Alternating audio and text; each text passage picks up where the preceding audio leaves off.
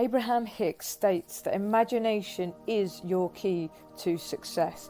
If you want to be a deliberate creator, if you want to create the life you want, then Abraham Hicks tells us that we must desire it, but we must imagine it into existence. And that's all well and good, but how does Abraham actually suggest we do this?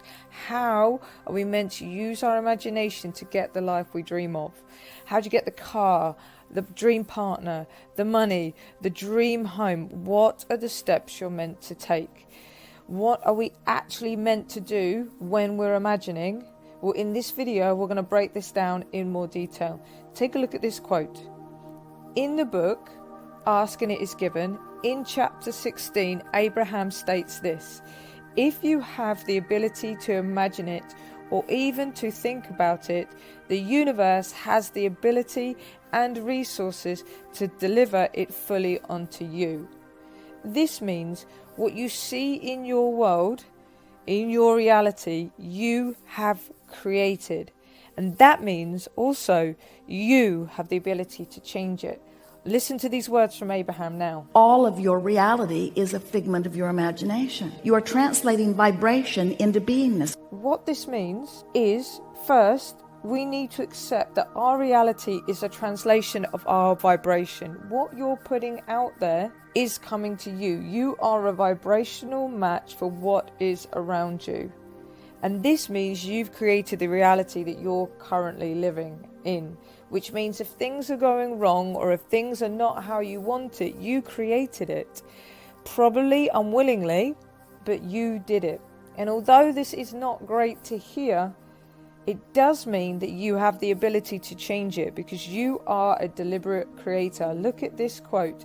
If you have the ability to imagine it or think it, you have the ability to change it. The universe has the ability and resources to deliver it fully onto you. So from this point onwards, what are you going to think about? What are you going to imagine? The things you don't want or the things you do want? Because if you can imagine how you want your life to be, if you can sit in that imagination for periods of time, and if you can really feel like what it would feel like to live that imagination, if you can connect your emotions as well, you can create the reality that you want. That's what Abraham Hicks tells us. So Abraham Hicks wants us to imagine the life we want to create. Ignore the bad. That does not mean you go away and you don't pay your bills or anything like that.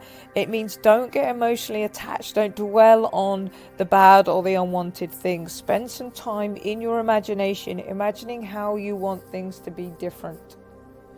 Imagine the good you want in your life and really feel what that would feel like. So if you want a better car, imagine that better car, but also imagine the feeling of driving that better car.